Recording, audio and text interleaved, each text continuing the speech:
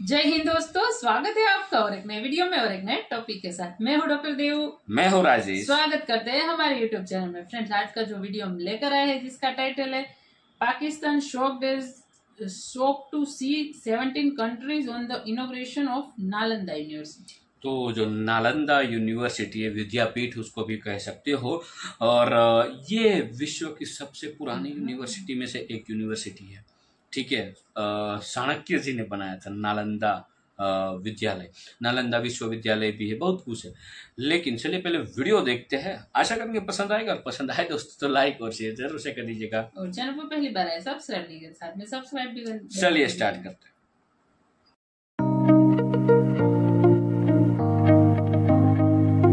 एक university campus के inauguration में इतने देशों का उपस्थित होना, ये अपने आप में अभूतपूर्व है।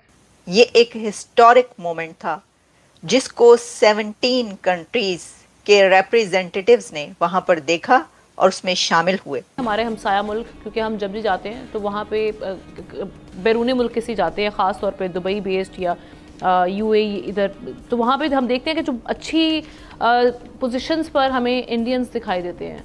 अनफॉर्चुनेटली पाकिस्तान का कोई नुमाइंदा उसमें शामिल नहीं था। कोइंसिडेंस तो नहीं है ना कि इस वक्त बहुत सारी जो बड़ी बड़ी इस वक्त कंपनियां हैं वहां पर भारतीय सीईओज हैं, या इस वक्त बहुत ज्यादा हम उनकी रिप्रेजेंटेशन देख रहे हैं। क्योंकि नालंदा यूनिवर्सिटी दुनिया की वो कदीम यूनिवर्सिटी कही जाती है कि जो ऑक्सफोर्ड एंड कैम्ब्रिज से भी 400-500 साल पहले इसकी बुनियाद रखी गई थी।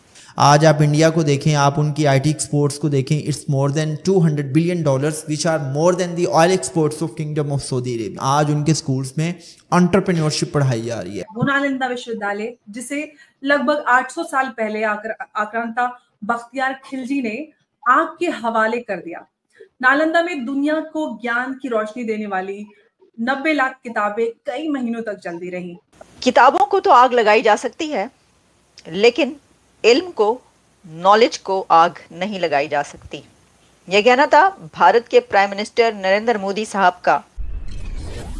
नमस्ते दोस्तों, जय हिंद। हिंदुस्तान स्पेशल में आपका स्वागत है। दोस्तों, पूरी दुनिया में शिक्षा का प्रमुख केंद्र रहा नालंदा विश्वविद्यालय करीब 800 सालों के बाद फिर से जीवित हो उठा है। 17 देशों के सहयोग से भारत सरकार ने राजगीर के पास नालंदा विश्वविद्यालय का नया कैंपस बनाया, जिसका प्रधानमंत्री मोदी ने बुधवार को लोकार्पण किया।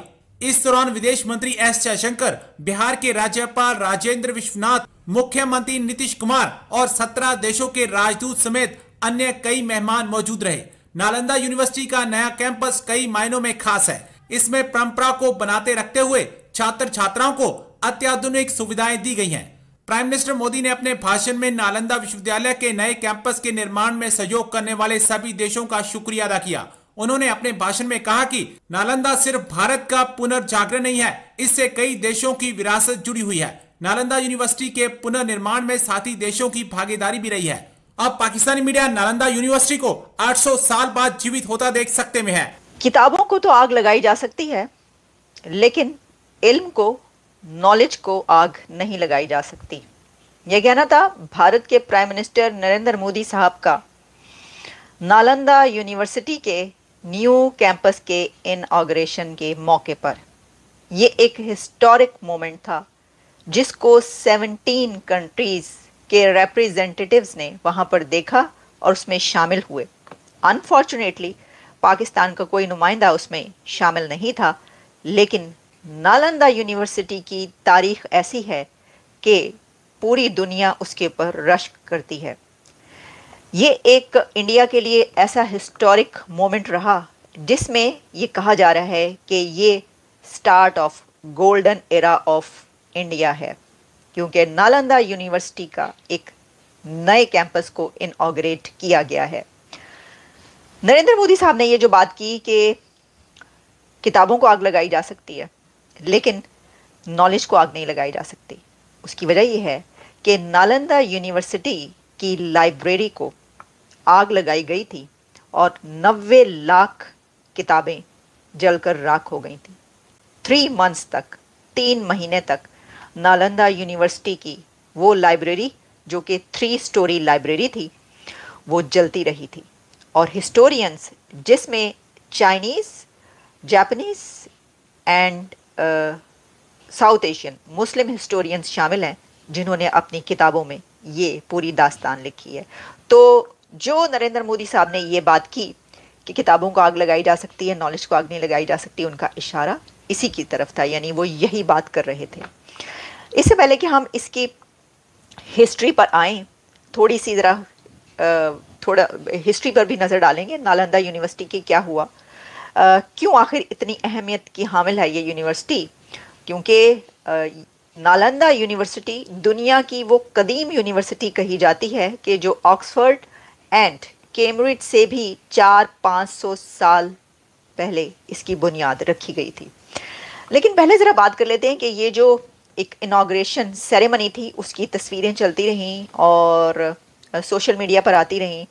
ये एक ऐसा मौका था कि जिसमें ये बताया गया कि अब ये जो तालीम है ये किस तरीके से आगे फैलाई जाएगी, और अब जो नालंदा यूनिवर्सिटी का नया कैंपस जिसको इनाग्रेट किया गया है उसको दुनिया का नॉलेज हब बनाया जाएगा। मोदी साहब ने ये कहा है इसके अंदर कि पूरी दुनिया से स्टूडेंट्स वहाँ पर पढ़ने जाएंगे बिहार में। इस नालंदा यूनिवर्सिटी के इस कैंपस में दुनिया भर के स्टूडेंट्स वहाँ पर रिहाइश इख्तियार करेंगे और वहाँ पर पढ़ने के लिए आया करेंगे। तो इससे पता ये चलता है कि प्लान क्या है। प्लान ये है कि बिहार आइंदा आने वाले दिनों में आपको most developed city of the world नज़र आएगा, क्योंकि देखिए जैसा उन्होंने कहा कि वहाँ पर पूरी दुनिया से लोग पढ़ने के लिए आएंगे तो उनकी सेफ्टी, सिक्योरिटी, उनके रहने का इंतज़ाम, जिस शहर में पूरी दुनिया के लोग पढ़ने के लिए, तालीम हासिल करने के लिए आ रहे हों, उसको तो मोस्ट डेवलप्ड सिटी होना ही चाहिए और वो बनेगा। आप देखेंगे कि इससे ये पता चलता है।